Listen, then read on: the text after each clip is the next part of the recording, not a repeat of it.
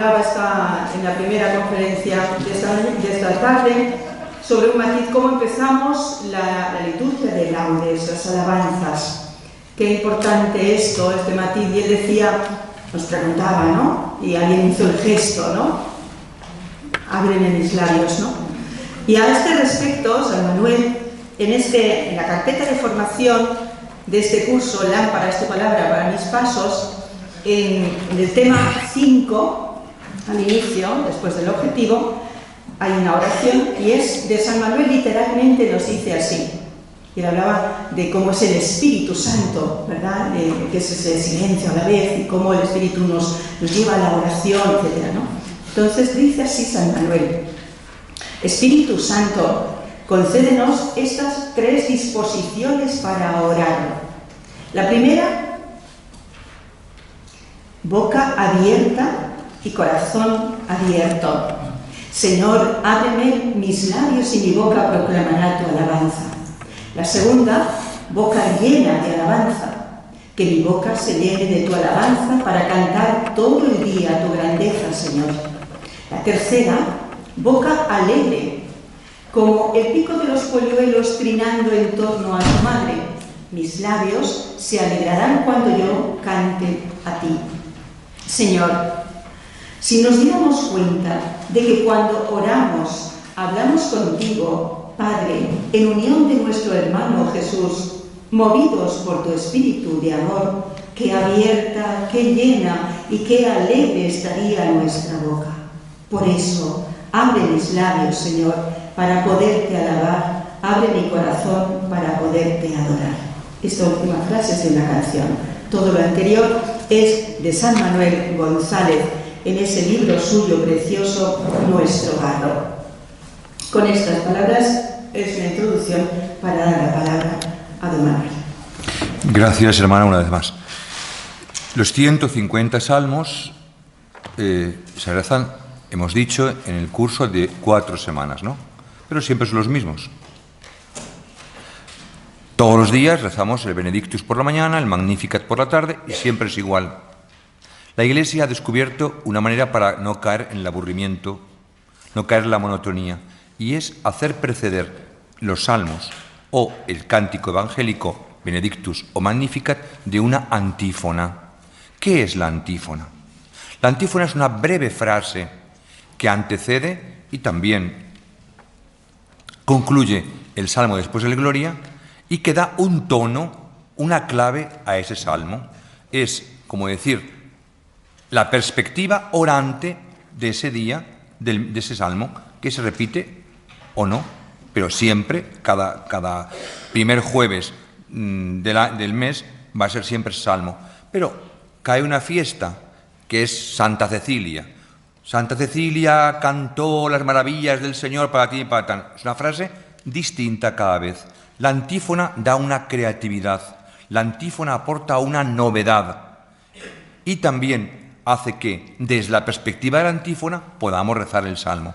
Cuando estamos en comunidad, normalmente, una persona distinta al salmista, hay que pensar que la liturgia de las horas no es Juan Palomo, yo me lo guiso, yo me lo como, ¿no? Es una sinfonía de ministerios, una sinfonía de funciones. Hoy se habla mucho de sinodalidad, pero es mentira, ¿eh? La auténtica sinodalidad es cuando todos participan. No digo que todos intervienen, sino participan. Aquí nada más intervengo yo en este momento, pero ustedes intento que participen pensando, meditando, tal. Toco algunos temas afectivos que les llaman la atención. Eso provoca participación. Todos tomamos parte, pero la participación activa supone que haya alguien que hace las antífonas, alguien hace un salmo, alguien ensaya un canto, alguien hace una petición, alguien hace otra petición, alguien se acerca al incienso, alguien enciende unas velas, lo que sea. O sea, la liturgia, odien en la liturgia Juan Palomo, ¿eh? O sea, es el cura, guitarra, omnipotente, todo, o sea, ¿cómo se dice eso, no? El cura que hace todo, ¿no? No. Director, sí, el cura orquesta, ¿no?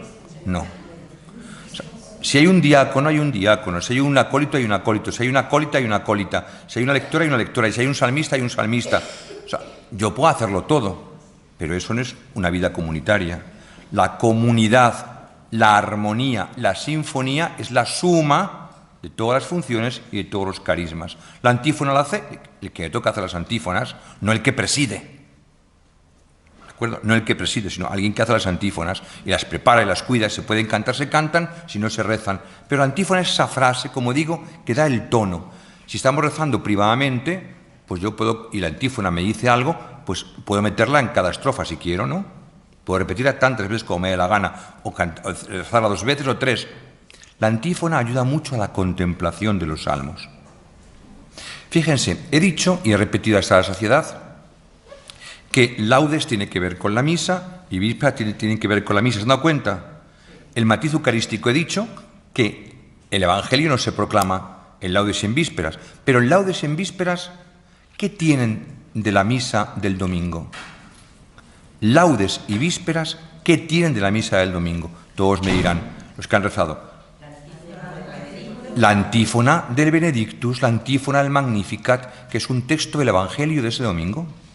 Fíjense, estamos hablando de palabra de Dios, porque también me dirán, la oración colecta es la misma, coincide, la misa, pero no estamos hablando únicamente, este tema de este fin de semana es la palabra de Dios, no estamos hablando de toda la liturgia de las horas.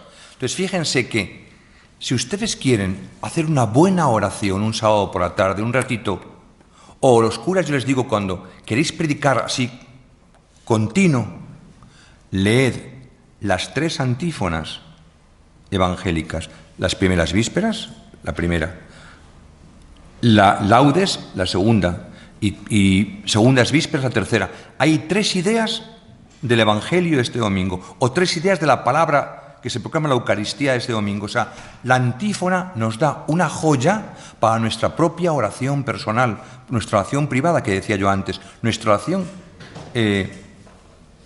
y meditación y contemplación, para que veáis cómo está imbricado el oficio con la Eucaristía. Eso hace que uno, si rezamos las segundas vísperas del domingo, pues esa será como un eco de lo que hemos vivido en misa. Mañana por la tarde, cuando yo por la noche rece en mi casa, en la alcoba de mi casa, las segundas vísperas, haré eco de la proclamación de la palabra de Dios, de lo que he predicado. Pero ahora que voy a ir a vísperas, son las primeras del domingo, lo que toque, no sé cuál tocará, lo que toque va a ser como una llamada de atención sobre la liturgia eucarística de este domingo. O sea, es un truco muy bonito. Y cómo la liturgia nos ofrece en la antífona un detalle importante. El tema de las antífonas, como digo, del domingo son como un trípode para nuestra propia vida oración. Es un trípode para nuestra propia vida espiritual. Y eso son cosas que tenemos que cuidar y cultivar. La antífona, repito, para siempre es la frase que precede el salmo, también la concluye, aunque no siempre es obligatoria cantarla en tiempo ordinario, no siempre es obligatoria, ¿de acuerdo? Y que en tiempo ordinario, en tiempo verde, se puede cambiar por esa frase que está impresa en letra pequeñita al comienzo del salmo, que es un texto del Nuevo Testamento, como ya he dicho. Pero la antífona, sea como fuere, en los cánticos evangélicos, Magnificat o Benedictus, es la clave desde la cual rezar, ¿de acuerdo? Es la clave desde la cual rezar. Algo peculiar e interesante en las antífonas, podía poner muchos ejemplos, ojo, recuerdo, podía poner muchos ejemplos, pero algo peculiar, interesantísimo y presente en la Iglesia desde hace 1500 años son las llamadas antífonas de la O. De la O. San Manuel, todos los años de su vida, desde que él prometió rezar el oficio, San Manuel, cuando se ordenó subdiácono, entonces en su época era en el subdiaconado, prometían rezar el oficio completo, ¿de acuerdo? Entonces, desde que se ordenó subdiácono hasta que murió, él ha rezado todas estas antífonas, y en concreto las que vamos a ocuparnos ahora de ellas. Son las antífonas de los últimos días del Adviento. El Adviento tiene como 2 partes, hasta el 16 de diciembre y a partir del 17 de diciembre. Es el Adviento último, la primera parte, y el segundo es el Adviento, ¿cómo se llama? Histórico. ¿De acuerdo? Son 2 Advientos diferentes. Es decir, por favor, no me canten el día de la Inmaculada la Virgen sueña caminos. Sí, esto se hace, Porque el 8 de diciembre el niño está muy cerca. No, tiene que ver al niño con la Inmaculada Concepción de María. Estos errores los cometemos, ¿eh? O sea, el niño está muy cerca en el Adviento histórico. Es decir, del 17 al 24, canten todos los días la Virgen Soña Caminos, pero no antes, porque antes no pinta para nada el Adviento histórico. ¿De acuerdo? Entonces, el Adviento histórico se manifiesta por 7 grandes antífonas, 7 gritos, por eso comienzan con la O de admiración ante el que viene. Son antífonas que se cantan por la tarde, que preceden al Magnificat y que tienen todas un título de Cristo para decir a cada persona que reza cada día, ojo, el que viene es el Emmanuel, el que viene es Adonai, el que viene es la sabiduría del Padre, el que viene es el Rey de Jesé, el que viene es el retoño, el que viene es el Rey. O sea, son como grandes catequesis de quién es el que viene, ¿no? Y solamente se encuentra en las antífonas. Son títulos del Antiguo Testamento, es lo más interesante. Son títulos del Antiguo Testamento que iluminan al que va a dar luz al Nuevo Testamento. Es decir, se imbrican ahí el Antiguo y el Nuevo. O sea, habla de Moisés o de lo que sea. Entonces, rezarlas despacio esos días es recibir una catequesis y tener materia de oración. Se podría decir muchísimo de esas antífonas de estos días últimos de Adviento, que se llaman ferias mayores o últimos días. Son, como digo, como 7 gritos vespertinos que se elevan a Dios desde la tarde del 17 de diciembre hasta el día 23. Digo el 23 porque Adviento es el 24 hasta la tarde. A partir del 24 por la tarde ya es Navidad, porque las primeras vísperas del 25 ya es el día de la Nochebuena, ¿no? Ya es Navidad. Entonces, el día de Nochebuena no hay vísperas de Adviento, no hay antífona de la O, porque ya es la Navidad. Esas antífonas son un empedrado de textos bíblicos. Me decís que os hable la palabra de Dios en el oficio divino. Pues coged las antífonas de Adviento, de los días 17 de diciembre al 23, son como una especie de puzzle de versículos bíblicos. Es decir, la Iglesia durante siglos, sobre todo los monasterios, los monjes, nos han ofrecido a la Iglesia todo el fruto de su contemplación, año tras año, década tras década, siglo tras siglo, se han ido componiendo unos textos bíblicos que conviene rezarlos tranquilos, hacer el ejercicio de rezarlo tranquilamente para conocer a Cristo. En Adviento nos preguntamos en los últimos días, ¿quién es el que viene? ¿A quién estamos esperando? Y esas antífonas nos ofrecen la respuesta. Lo más peculiar es que presentan a Cristo, como digo, no desde una reflexión cristiana, sino desde un título precristiano, ¿de acuerdo? No dicen, es el Hijo de Dios vivo, es el Cordero de Dios, que son títulos ya cristianos, es el Hijo de María. No, son temas del Antiguo Testamento. Y eso es realmente interesante. 7 títulos. El primer día, 17, se presenta al que viene como sabiduría. ¿De acuerdo?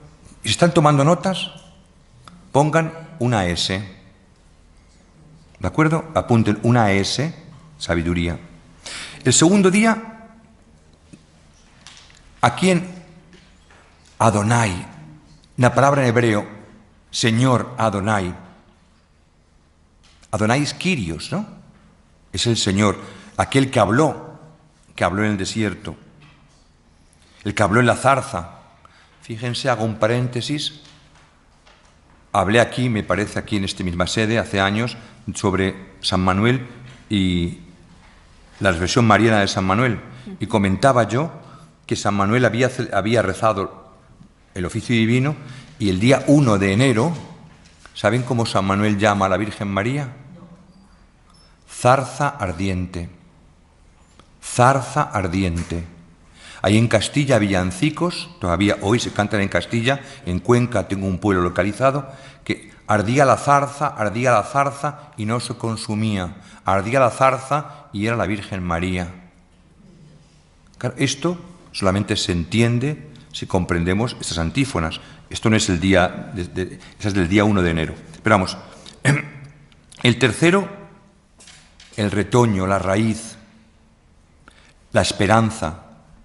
El cuarto, la clave, llave en español, la llave, la clave que abre. La quinta antífona es oriente. Ya hemos visto que oriente significa sol, ¿no? Oriente en latín significa lugar de la luz y de la vida. Llamar a Cristo oriente, que sería llamarle astro, llamarle sol, llamarle amanecer, llamarle luz y vida. El sexto día es rey. Fíjense que en Navidad los magos van buscando al rey que ha nacido, ¿no? ¿Cuántos salmos hablan de Dios como rey? El Señor es nuestro rey, la realeza del Señor, ¿no? Y el último día, el día 23, Emmanuel. Fíjense, se han cogido la primera letra, sabiduría S, Adonai A, retoño R, clave C, oriente O, rey R, Emmanuel. ¿Han visto que hemos comenzado desde lo más sublime, la sabiduría divina? ¿Saben cómo se dice en griego sabiduría? ¿Cómo se dice en griego sabiduría? En griego. La catedral de Constantinopla está dedicada a la santa sabiduría divina. ¿Cómo se llama? Sofía. La Santa Sofía no es una santa, ¿eh? La Santa Sofía es el Hijo de Dios. La Santa Sofía es el Hijo mismo de Dios, la segunda persona de la Trinidad, ¿no? Sofía. Pues comenzamos desde lo más etéreo, sublime, la Sofía, la sabiduría, hasta lo más concreto, el Emmanuel, ¿no? Fíjense cómo día tras día nos vamos admirando. Oh sabiduría, oh Adonai, son las antífonas del oficio divino, que como digo son textos de la palabra de Dios, son títulos de la palabra de Dios del Antiguo Testamento. Y lo interesante es que en esas antífonas hay siempre una petición. Ven, ven, ven, ven, ven, ven, ven. Cada antífona, ven a algo concreto. Ven y sálvanos, ven y escúchanos, ven y líbranos, ven y perdona los pecados, ven y lo que sea, ¿no? Y llega el 24 de diciembre, y uno dice, yo todos los días llevo rezando, contemplando, ¿y qué me ha dicho Dios? Y miro para atrás, tengo siempre que tener la experiencia completa, ¿eh? Cuando estoy en la experiencia no me doy cuenta, pero cuando he salido de ella, miro para atrás y veo que el Señor me contexta. ¿Quieren ustedes leer las letras que han escrito?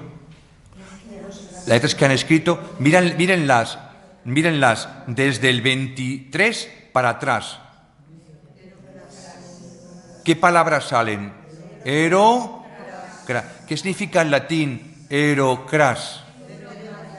Vendré mañana, estaré mañana. Fíjense, es un acróstico. Las primeras letras de los títulos de Cristo, mirados desde el 24 de diciembre para atrás, ven, ven, ven Adonai, ven raíz, ven retoño, ven clave, ven oriente. Y dice, estaré mañana. ¿Saben cuál es la antífona con la que comienza? ¿Saben cuál es la antífona con la que comienza todo el oficio el 24 de diciembre? Apúntenla en su papelito, apúntenla para que recuerden esto. Hoy sabréis que viene el Señor, mañana contemplaréis su gloria. Esto hay que mamarlo. Es un texto bíblico también, es palabra de Dios, ¿eh? Hoy sabréis, saber de saborear. Hoy sabréis que viene el Señor, mañana, mañana contemplaréis su gloria. Es decir, uno no puede vivir Navidad sin saborear y sin contemplar. El Adviento es necesario, y el Adviento vivido con la palabra de Dios que la Iglesia nos ofrece, la liturgia de las horas. Por eso, hoy sabréis que viene el Señor y mañana contemplaréis su gloria, solo se puede cantar un día al año, el 24 de diciembre. Fijaos, merece la pena ensayar 3 días en Adviento para solemnemente como comunidad cantar hoy sabréis que viene el Señor, mañana contemplaréis su gloria. Yo todos los años invito a la gente que está en Madrid a ir a las oblatas de Cristo Sacerdote, porque ese día las monjas cantan la calenda, en latín cantan en gregoriano el anuncio de la Navidad. Se ponen luego de rodillas al final y cantan hoy sabréis que viene el Señor, mañana contemplaréis su gloria. Estas antífonas las rezó San Manuel todos los días de su vida. todos los advientos de su vida. Fíjense que comienzan con la interjección o, que es sorpresa, admiración, novedad, descubrimiento, y son un acicate para provocar una sorpresa ante un Dios que habla, que sigue hablando, que sigue revelándose. A mí me parece interesante que se fijen en este detalle, porque es como uno valora la liturgia de la Iglesia. En el Adviento histórico, 17 de diciembre, la antífona comienza con una O, una admiración. O sea, el verbo entra, no quiero decir nada del 18 de diciembre, ni nada porque me encantaría hablar de todo esto, pero no tenemos tiempo. Pero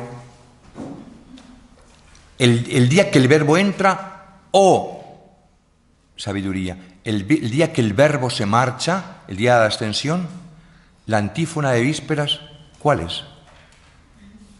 Hemos rezado vísperas muchos años, el día de la ascensión de Cristo, Muchos años de nuestra vida hemos rezado vísperas. Pero para que se den cuenta que no podemos pasar por los textos de cualquier manera. Miren mis brazos. El día 17 baja el verbo. El día de la ascensión sube el verbo. Dimensión descendente, ascendente. Dice la Iglesia, admiración de los hombres ante el que se hace hombre. Admiración de los ángeles ante el hombre que sube al mundo angélico como un hombre.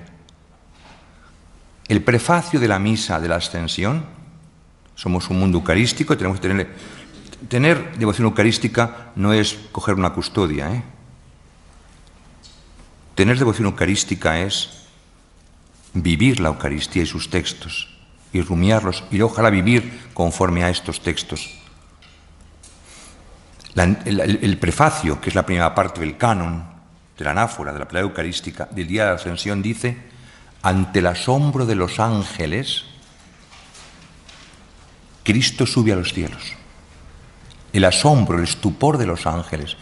La tarde de la Ascensión, ese estupor de los ángeles se nos comunica a nosotros y decimos, oh Rey de la Gloria que dejas este mundo, oh Rey de la Gloria. El que sube es un hombre, pero es el que ha vencido Nica, el que ha vencido, el victorioso. Oh Rey, una O de admiración cuando llega, una O de admiración cuando se va.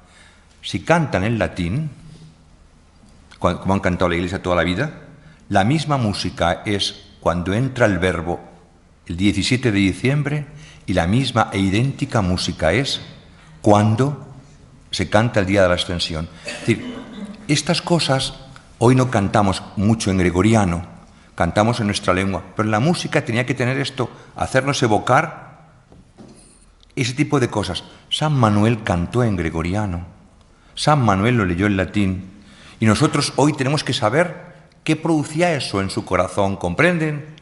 Porque hasta 1970, que tenemos esta liturgia de las horas, todo antes era en lengua latina, ¿no? Le estoy poniendo algunos ejemplos que creo que son muy interesantes. De las antífonas hablaríamos muchísimo, pero les he dado algunas pinceladas para que cuando leamos una antífona no la leamos de pasada, sino que la rumiemos. Rumiar es volver sobre ella. Un lector, cuando lee la palabra, tiene que haberla leído previamente, porque si no, no la podrá proclamar. Mucha gente que nos lee la palabra no la comprende, no la ha comprendido, y al leerla no transmite más que incomprensión. El servicio de leer es tan importante que supone un trabajo de servicio a la comunidad. Yo nada más voy a leer la lectura, yo nada más voy a cantar el salmo, yo nada más voy a leer la segunda. El lector lee la primera, el salmista el salmo y el segundo lector la segunda. Cada uno hace su papel y el que lee no ayuda a misa. Son personas distintas. Eso es vivir una Eucaristía sinfónica. Hoy se habla sinodal, ¿no? Dime de qué presumes y te diré. Otro aspecto del oficio divino más interesante que este, más interesante, más largo, más problemático, y me da vergüenza en pocos minutos abordarlo, es el tema de los salmos. Los salmos en la liturgia de las horas exigen siempre un canto, reposado, contemplativo. Podemos aprender melodías sencillas, elementales, y si no, al menos lo recitamos de diferentes maneras. Los salmos son 3 siempre. Digo salmos en general, aunque sea un cántico, también entienden.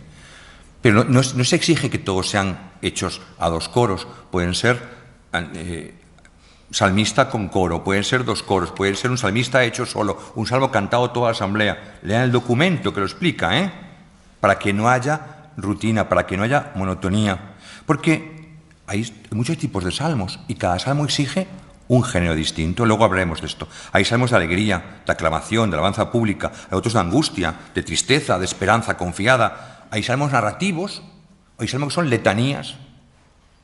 O sea, por ejemplo, cielos, bendecid al Señor. Estrellas y nubes, sacerdotes del Señor. ¿Ves? Es una letanía. Alguien la empieza, con 3 partes, 3 lectores. Un poco de creatividad hace que nosotros no nos cansemos. Basta que alguien organice la celebración. Todo diferentes tipos de salmos exigen diferentes tipos de realización. Si no, nos quedamos puramente en lo emotivo. Cuando he ido a tomar el café, prácticamente no he podido tomar el café. Pero no me han preguntado ustedes acerca de la teología de los salmos o la teología mística de las lecturas, sino si las velas se apagan o no se apagan, si hay que ponerse de rodillas. Nos quedamos en lo periférico, ¿se dan cuenta? ¿Por qué nos quedamos en lo periférico? Porque eso es emotivo. O echamos la culpa al párroco, es que el párroco no lo hace bien. No, nosotros no podemos echar la culpa nunca a nadie. Nunca critiquemos a nadie. La liturgia está para unirnos, para santificarnos, no para decir este lo hace mal, ¿no? Yo ya veo que él lo hace mal, pero me callo. ¿Me explico? Porque una liturgia no es una escuela. Una clase se le dice las cosas. En la liturgia estamos celebrando, estamos rezando, estamos santificándonos. ¿Me explico? Entonces, hemos de criticarnos nosotros para ver cómo podemos mejorar. Que el párroco no lo hace bien, que el grupo de liturgia lo hace mal, que el señor quiere encender las velas, que la señora... Pues ya aprenderá. Tenemos muchísimos años hasta que vuelva el Señor. Y si viene mañana lo soluciona todo y ya está Él, ¿no? O sea, paciencia. Todo esto exige, como digo, diferentes maneras. Ahora bien, salmos. Pues mirar, de esto... Estuve dando un curso todo entero en mi parroquia, un año entero. Los salmos. 150, cada uno una cosa distinta, una cifra simbólica. Los salmos están divididos en 5 bloques en el Salterio. Cada bloque tiene una doxología. Y están agrupados de muchas maneras, y tienen una numeración. En hebreo van un número adelantados al texto griego. Nosotros en la liturgia usamos el texto griego. ¿Por qué usamos en la liturgia el texto griego? Porque los apóstoles usaron el texto griego, ¿de acuerdo? Entonces van numerados de una manera. El texto hebreo tiene otra numeración y a partir del Salmo 10 verán en paréntesis Salmo 22, Salmo 23, ¿no? Pero da igual. O sea, el que tiene un número mayor es el texto, la versión hebrea. Un número normal, la que usamos en la liturgia, la versión griega. ¿Por qué usamos 2 versiones? Porque los apóstoles usaron la Biblia en griego. ¿Cómo se llama la Biblia que usaron los apóstoles para predicar? Los 70. Los 70. La Biblia o versión de los 70 es la que los apóstoles llevaban debajo del brazo para predicar el Evangelio. Pues nosotros no usamos el texto griego, que tiene algunas diferencias con respecto al texto hebreo, ¿de acuerdo? Una diferencia es la numeración. ¿Cómo algunos, ¿cómo se llama?, agrupan los salmos? En español no nos damos cuenta, pero en hebreo los nombres de Dios son diferentes. Hay algunos salmos que utilizan el nombre de Dios, Yahvé, otros el nombre de Elohim, otros el Shaddai, otros Elión. ¿De acuerdo? Se han quedado de piedra. Tú que habitas el amparo, ¿de quién? ¿Moras la sombra de él? En hebreo sería, tú que vives la sombra, tú que moras al amparo de él, Elión. que vives la sombra de El Shaddai. Nosotros no nos damos cuenta de eso. O sea, Abraham, ¿en qué Dios creía? ¿Qué Dios habló a Abraham, nuestro padre, la fe? No, el que soy es Yahvé, es a Moisés. Abraham, ¿a qué Dios? ¿Qué Dios tenía? ¿Cuál era el nombre de Dios? No, Yahvé se revela a Moisés. Abraham, Isaac, Jacob, patriarcas. Luego, José, van a Egipto, 400 años. Moisés, la zarza, Yahvé. Abraham, ¿en qué Dios creyó? En el Dios Altísimo. El Dios Altísimo, apunten, Altísimo, que en hebreo se dice Elión. ¿Y por qué no dice este hombre esta cosa? Pues mire, fíjense, ¿cuál es el momento más importante, no sé si el más importante, pero más significativo para reafirmar la vocación de Abraham? ¿Cuál es el momento más importante en el que Abraham ratifica su vocación? Piensen primero. ¿Cuál es el momento, un encuentro en el que... Piensen. Porque es que, mirad, la pedagogía es esta. Ustedes piensan, cuando lo oigan, nunca lo van a olvidar. Si vamos pasando rápidamente, se olvidan las cosas.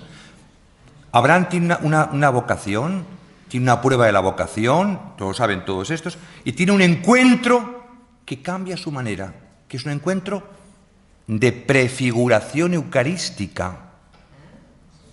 Repito, prefiguración eucarística. Ustedes tienen que saber esto siempre, porque ¿cuántas veces ha rezado San Manuel el canon de la misa y en el canon estaba este nombre? ¿Con quién se encuentra a Abraham y ese encuentro cambia su vida? Con Melquisedec. ¿Y por qué cambia su vida Melquisedec? No porque le da pan y vino. No porque le da pan y vino, que es importantísimo esto, el pan y el vino para la Eucaristía, No porque hay una bendición, veracá, que es importantísimo para la Eucaristía, bendición. Sino porque Abraham descubre que el Dios que le ha llamado en su corazón, Elión, el Altísimo, tiene un sacerdote. Se encuentra con Melquisedec, que era sacerdote del Dios Elión, del Dios Altísimo. Es decir, no son figuraciones mías. No es algo que yo he sentido en mi corazón y es yo me lo guiso y me lo como. Hay una realidad objetiva. Dios tiene un sacerdote que no utiliza cosas cruentas, no mata animales, sino bendice y presenta pan y vino. Elión, el Dios Altísimo. El Dios que se venera en las cumbres, en los altos. Fíjense, con este ejemplo he puesto para que vean qué importancia tiene ¿cómo se llama? Melquisedec. De hecho, un salmo, el Salmo 109, cuando el pueblo critica el sacerdocio del templo y las ofrendas del templo, dirán, queremos un sacerdote a la manera de Melquisedec, que dé una bendición y que sea pan y vino y que sea... No sabemos ni quién era su padre ni su madre, como Melquisedec, pero es sacerdote del Altísimo, creo que nos interesa. Un rey sacerdote. Cristo va a ser rey y sacerdote, pronunciará una bendición, tomará pan y vino, ¿se dan cuenta? Y será siempre la categoría de encuentro la que definitiva. Bueno, pues los salmos tienen que ver con estos nombres. En español no lo vemos. Si utilizan una Biblia que tenga notas, la de Jerusalén, verán, cuando hagan lección divina, una Biblia con notas, como esto lo disfrutan y lo ven. Otros dividen los salmos en atribuciones. Se atribuye algunos salmos a David, 73, algunos a Salomón, otros a escuelas. No sabemos realmente quién escribió los salmos. Los salmos se escribieron desde más o menos desde el siglo VIII hasta el segundo antes de Cristo, 600 años componiendo salmos. Todos tienen como paternidad a David, pero es una paternidad, ¿no? Otros los distinguen en modos que yo voy a decir ahora, graduales, o les dan nombres concretos, ¿no? Pero hay que recordar que los salmos son poemas para el culto, con diversos géneros literarios. Y Cristo cantó esos salmos todos los salmos. La Virgen María, como dije ayer, digo esta mañana, todos los salmos. Y hay 7 grupos de salmos que querría que tomasen nota de ellos para que no se olvidasen nunca en su vida de estos grupos de salmos. Los más abundantes y los más amplios, más usados han sido los que llamamos salmos de súplicas.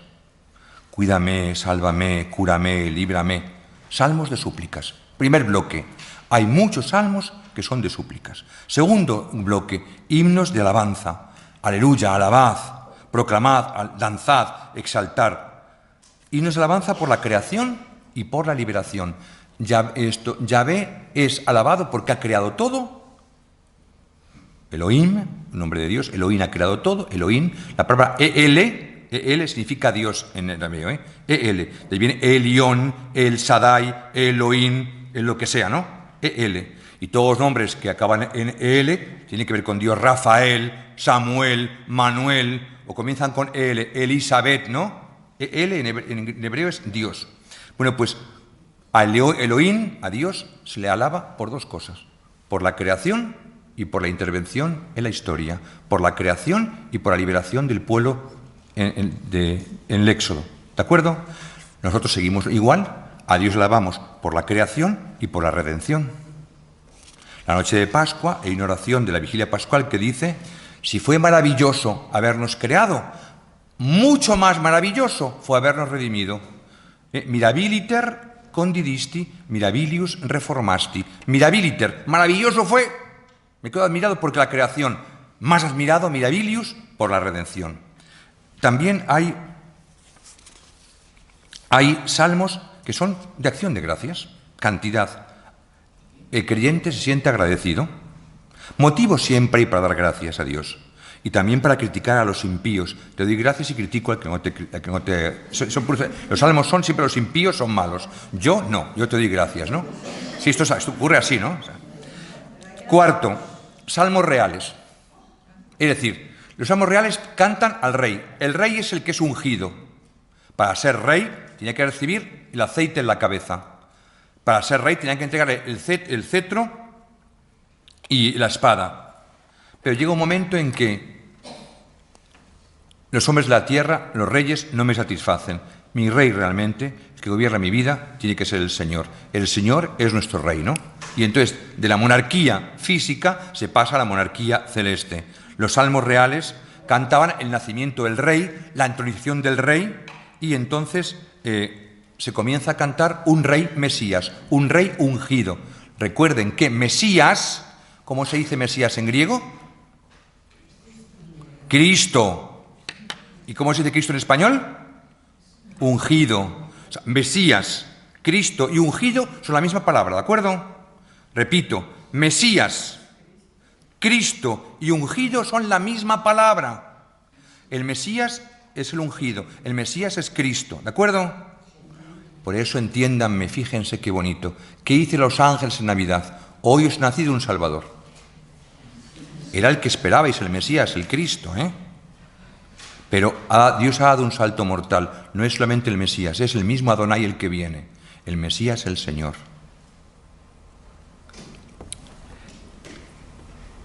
El rey Mesías será el objeto de los salmos. Quinto bloque. Cánticos de Sión. Esto sería para hacer una conferencia entera. ¿Qué son los cantos que hablan de Sión? Cantos que hablan de Sión. ¿Qué es Sión? Sión es la ciudad de Jerusalén. Sión es la ciudad, la colina donde estaba el palacio del rey David. Y Sión es la Jerusalén del cielo. Prefiguración. Entonces, Sión es la madre. Todos han nacido en ella. La madre. Todos han nacido en ella. El Altísimo en persona la ha fundado. Es prefiguración de la Virgen María, la Madre Sión. Y acabará siendo, Sión es la comunidad de Sión.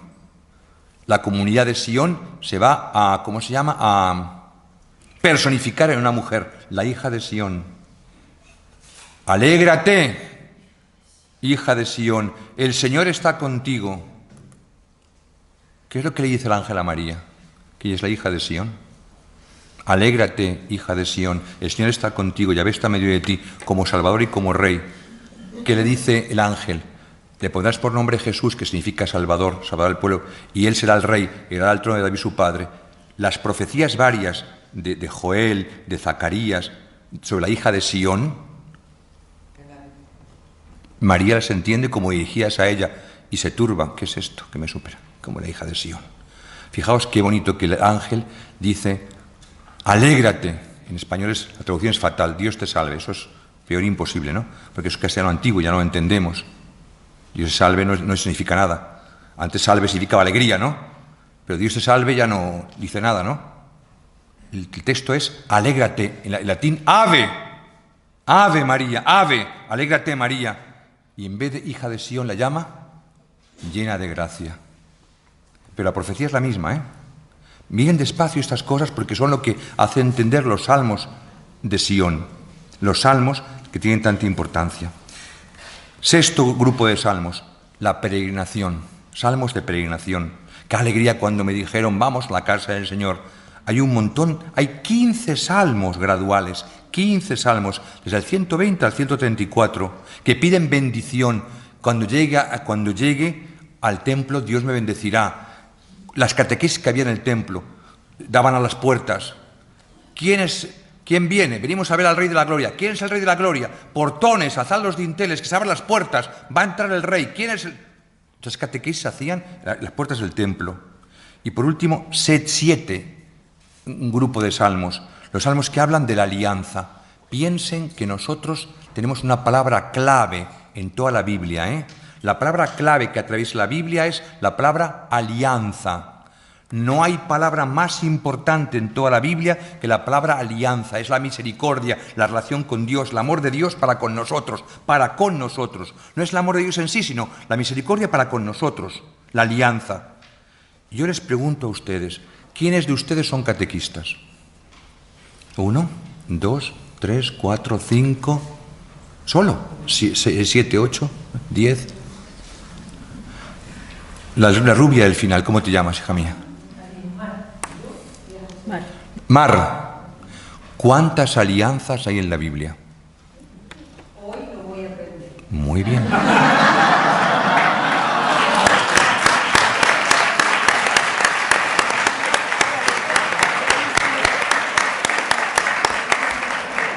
Esto funciona, se dan cuenta, ¿no?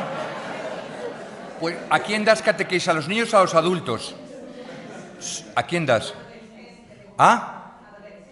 Mejor. Cuando llegues, haces así con la mano. Coges la mano y la pones así, como la de Fátima. ¡Paf! ¿De acuerdo? 5 alianzas. 5 alianzas. Si pones la mano, si dices 5, se olvida. Si pones la mano, no se olvida nunca, ¿eh? 5 alianzas. Todas las alianzas tienen un signo. Recuerda esto. Todas las alianzas tienen... Todas las alianzas tienen un signo, cada cual una distinta. Todas tienen una cláusula, y todas tienen una consecuencia. Esto funciona así. Tan importante es esto, que la palabra alianza está en las palabras de la consagración de la Eucaristía, ¿eh? Entonces hay que saberlo bien. Yo a las que habéis... Tú has sido alumna mía. En Eucaristía os he hablado de las 5 alianzas para entender la alianza eucarística, ¿no? La primera alianza se hace en el paraíso. El signo de la alianza es el árbol, ¿no? El árbol. Muy importante el tema del árbol, porque luego el árbol será el árbol de la vida, ¿eh? Que aparecerá, en la Biblia aparece el árbol. O sea, compraos árboles de la vida, regalad a la gente el signo del árbol de la vida. Esto es lo más fundamental para entender todo esto, la Eucaristía, la cruz. El árbol de la vida, que está en el paraíso. Génesis 2:8. Plantó Yahvé Dios un paraíso al oriente, ¿no? Dice el texto, un paraíso al oriente. Y ahí en el medio plantó un árbol doble, del conocimiento del bien y del mal y de la vida. Con una cláusula, no comerás. La cláusula, no se come. La alianza es, no se come. Consecuencia, si comes, mueres. ¿No es cierto? Todos sabemos cómo acabó el asunto, ¿no?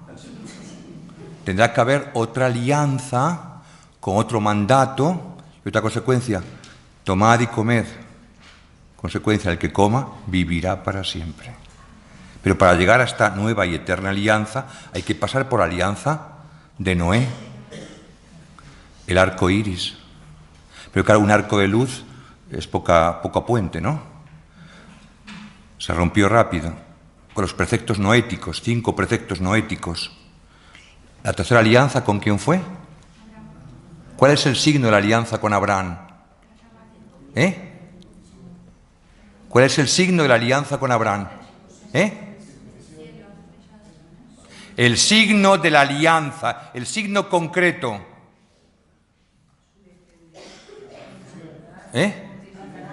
La circuncisión. Por eso las mujeres quedan apartadas de la alianza. ¿Os dais cuenta dónde viene la cosa?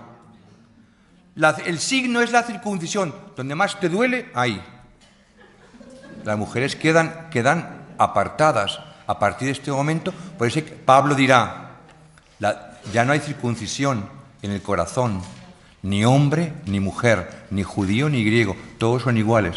Si uno no entiende estas cosas, no podemos predicar el Evangelio de Jesucristo.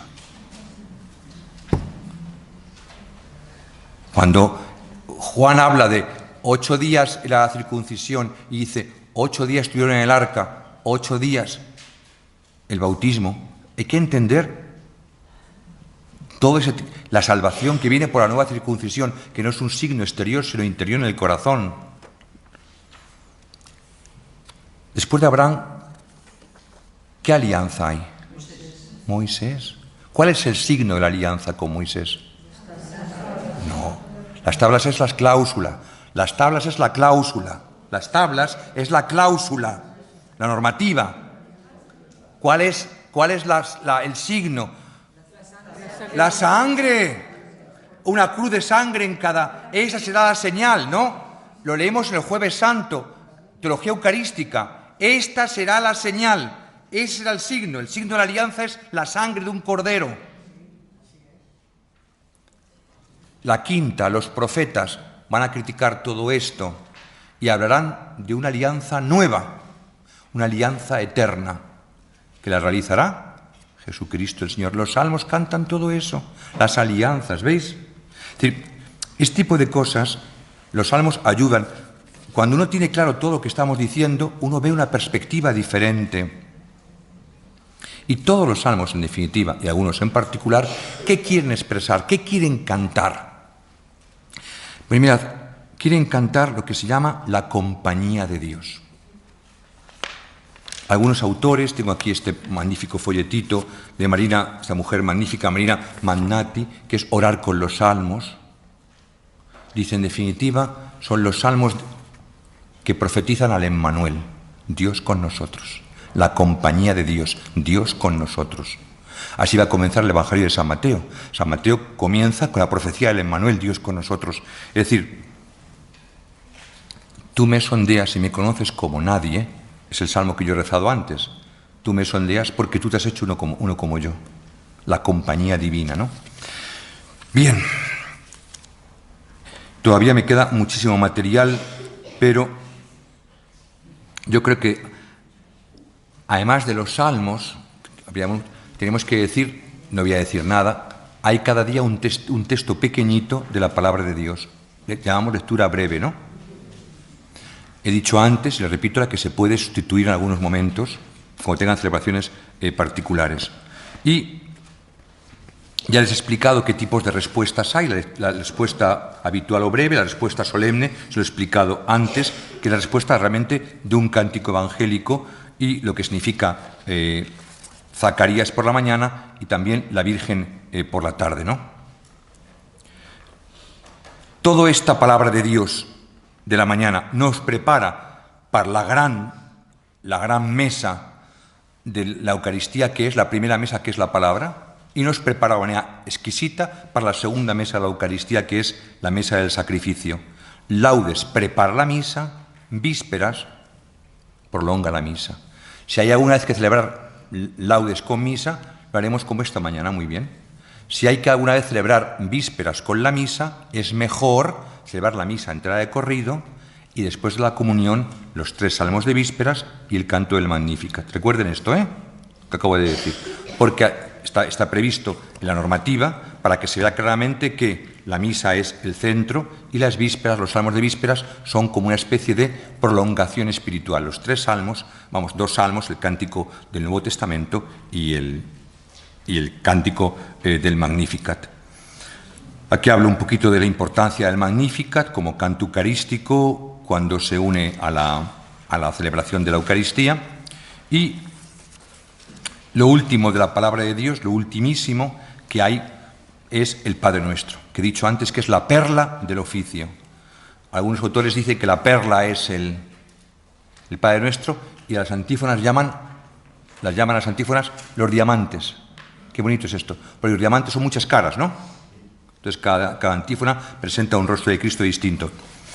Es el texto más importante bíblico del Laudes o de Vísperas, porque tiene las palabras de Jesús.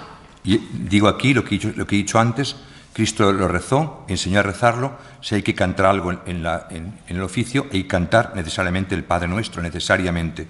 Piensen que todo esto hoy lo rezamos en nuestra propia lengua. San Manuel no tuvo la suerte de rezar nunca en castellano estas cosas, ¿no? Lo rezó siempre en latín. Pero, sin embargo, no conviene que alguna vez cantemos en latín, cantemos el Padre Nuestro en gregoriano, que al menos lo aprendamos. Cantar el Padre Nuestro en latín, que lo imprimamos a veces. Si hay que tener reuniones internacionales, cada vez esto va a ser más fuerte con Estados Unidos, y mantengamos además la tradición gregoriana de la Iglesia. Una manera muy sencilla de cantarlo es la manera mozárabe. Mozárabe, la nuestra española. ¿Cómo es? Pater noster qui es in celis, sanctificetur nomen tuum. Un amén pobre, ¿eh? Adveniat regnum tuum. Amén. Fiat voluntas tua sicut in cielo et in terra. Amén. 7 amenes. Los españoles eran muy prácticos. Que el cura lo haga y yo ratifico. ¿De acuerdo? Es la manera hispana de cantar, pero conviene que esto lo sepamos de memoria. Son 7 frases que hemos de aprender a cantar. Yo les diría, para acabar, tengo muchos materiales aquí, muchas cosas, pero no voy a seguir con ello. Les recuerdo algunas cosas, una cosa nueva y cosas que he dicho antes. Si quieren ustedes ver el aspecto bíblico de la misa, que tiene que ver con el oficio, compren ese librito magnífico que se llama La Cena del Cordero. Scott Hahn. La Cena del Cordero.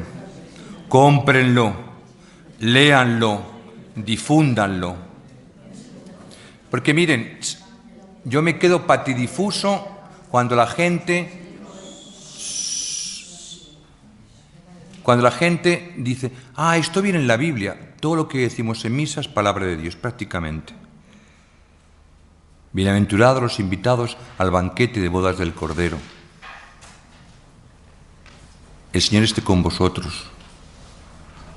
Todos son textos bíblicos. Es el Cordero de Dios que quita el pecado del mundo.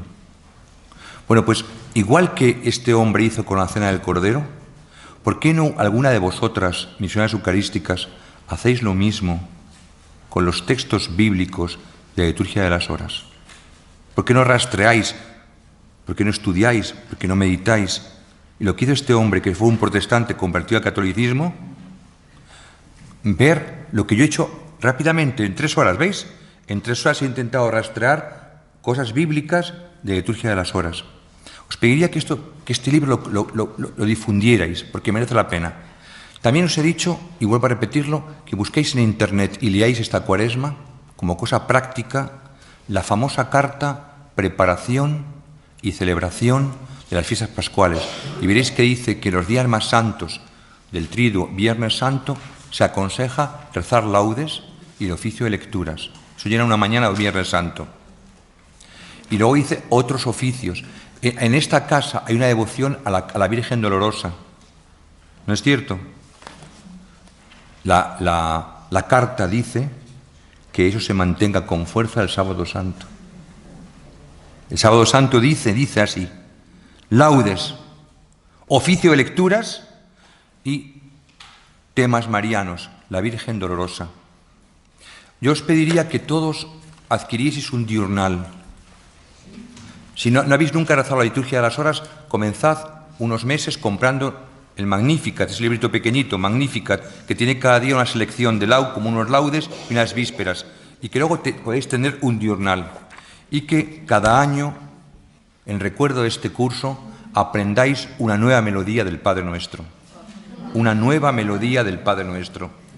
Parecen tonterías, pero son cosas muy prácticas que elevarán también el nivel. Yo me callo para que ustedes pregunten. Muchísimas gracias.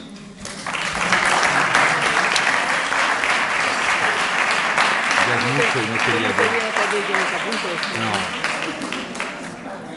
No. Sí, todos son sacados. Mira, todos. Madre mía. Gracias a don Manuel por tanto, por todo, por tanto y por mucho más que seguramente le pediremos para que nos siga compartiendo y dando tanta riqueza. Damos paso si alguien tiene alguna pregunta, algún cuestionamiento, al enfatizar algún aspecto, clarificación. Entonces, abrimos esta oportunidad ahora que podemos, porque después vamos a casa y decimos, ay, me hubiera podido preguntar al padre tal cosa. Venga, este es el momento que le tenemos aquí. María Matilde. Quería preguntar si eres el autor del libro. El autor de... Scott Hahn. Scott Hahn. Cuando estuvimos en Indianápolis, él estuvo con nosotros allí. Scott Hahn ha creado una escuela norteamericana muy interesante de laicos, muy interesante, y tiene algunas joyitas, hablo de memoria, tiene algunas joyitas brevísimas, libritos pequeñitos que se leen y se regalan enseguida. Uno tiene Raíces judías de la Eucaristía. Esto es una cosa que en la UNER tenéis que conocer, este tipo de cosas, porque es que vais a cambiar la perspectiva. Raíces judías de la Eucaristía. ¿Perdón? Pietre. Es Pietre, escrito Pietre, ¿no? O algo así, Pietre. También este autor, Pietre, que es discípulo de Scott Hahn, tiene un librito que es para las mujeres. Hay que cultivar la teología femenina. Hay que cultivar la teología femenina. Y esto se llama Raíces judías de la Virgen María. Es una cosa exquisita, exquisita, pero magnífica, Conocer a María como María era, Porque hemos mitificado una figura, pero ver quién es María. ¿Quién era María? ¿Cómo vivía María? ¿Os imagináis a María todos los viernes por la tarde? Pues tenía que hacerlo, era obligatorio. Encendiendo la vela de la oración por la tarde. Tenía obligación la mujer piadosa de preparar el Shabbat encendiendo la vela. En Castilla, antiguamente, fíjate, las mujeres encendían la vela. El lucernario hispano-mozárabe comienza con esas palabras, lumen cum pace, luz y paz. Encender una luz en la casa nos da paz. Disipa las tinieblas, es victoria, Nike, decíamos antes, ¿no? Entonces estos libros hay que leerlos porque enseñan muchísimo, ¿no? Entonces el autor es Scott Hahn y esa escuela de gente que son laicos, que están trabajando bíblicamente y están difundiendo.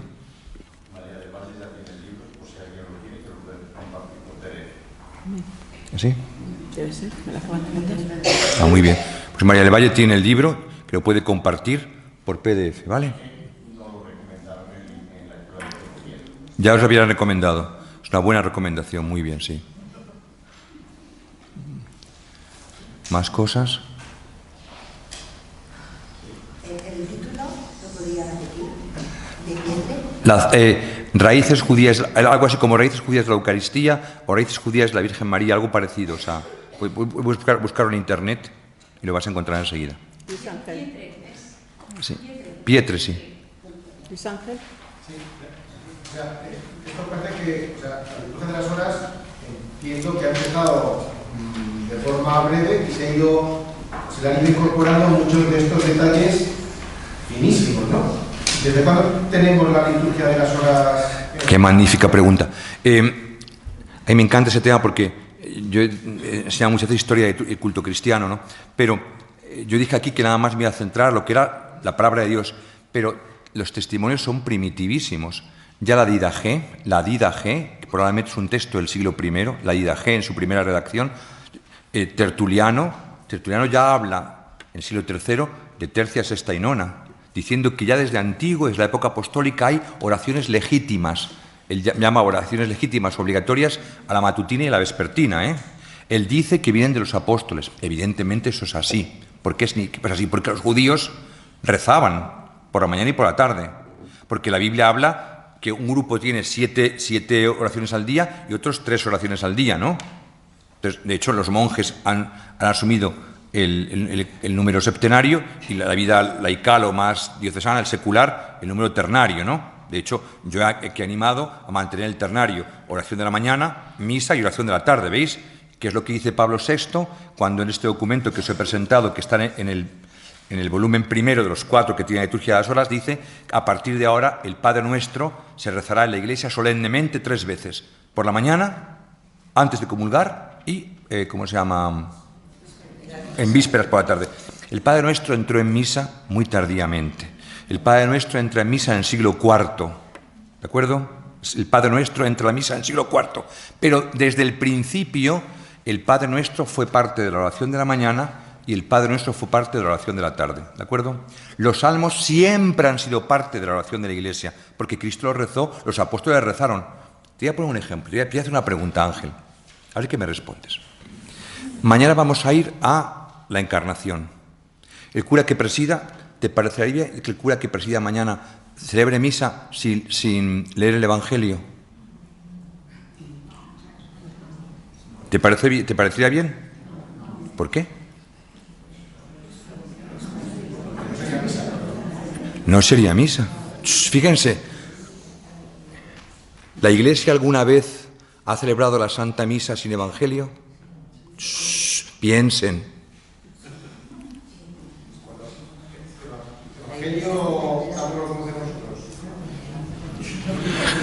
Durante muchas décadas ha celebrado misa sin Evangelio. No estaba escrito, sencillamente. No estaba escrito. ¿Qué hacían? ¿Qué hacían? ¿Qué hacían? Cantar salmos. Y los salmos eran cristificados. La enseñanza apostólica cogía el salmo y anunciaba la buena noticia. Tenemos textos sobre esto preciosísimos. El Evangelio se empezó a proclamar cuando se escribió.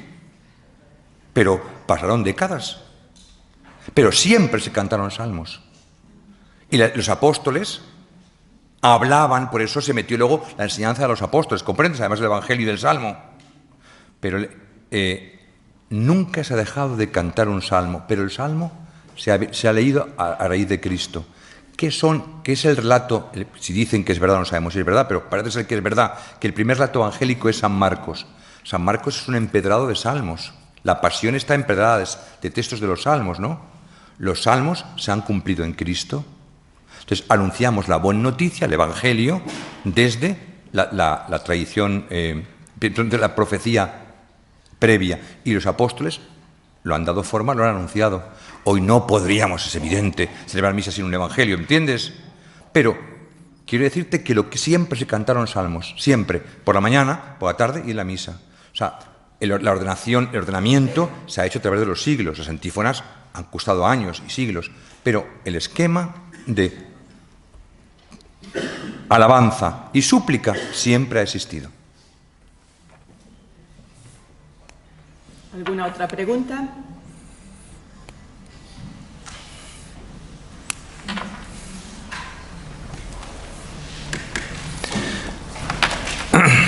Bien. En este cuaderno de formación que tenemos en este curso, en la página 42, en el tema 3, ahí se nos explica, cuando lleguen, tal vez no han llegado todavía, pero cuando lleguen, se explica precisamente estas 5 alianzas que don Manuel nos ha estado comentando y compartiendo, ¿no? Y María como arca de la alianza. Entonces, cuando profundicemos o cuando lleguen a ese temario, seguramente que se van a acordar de lo que hoy en este día estamos también profundizando. Y vamos entonces a dar por concluidas estas ponencias de don Manuel referidas a la palabra de Dios, a la liturgia, expresándole pues nuestra gratitud inmensa, nuestra oración como reconocimiento de esa gratitud, porque podemos darle un aplauso, ciertamente que sí, pero ciertamente que antes del aplauso le vamos a garantizar la certeza de nuestra oración por él, por sus pasos, por su trabajo, por su vida, por su ministerio, por todo lo que el Señor le vaya pidiendo y ofreciendo en bien personal, en bien de la Iglesia, en bien de todos. Este aplauso como reconocimiento y nuestra oración.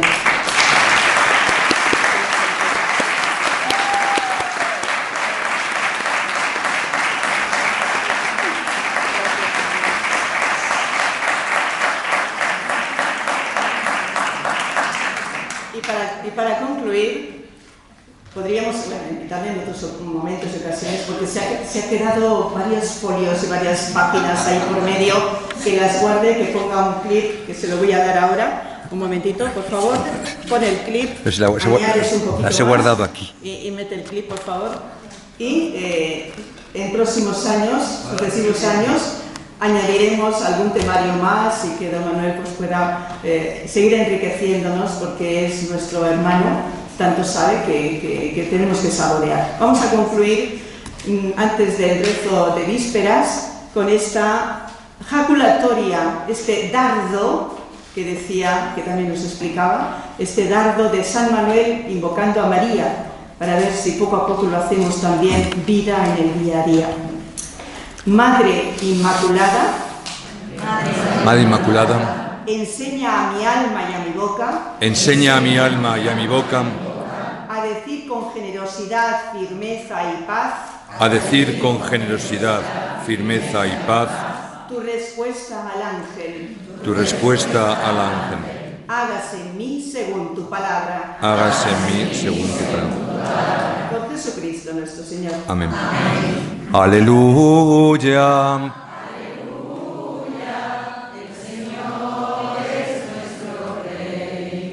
Aleluya, aleluya, el Señor es nuestro Rey.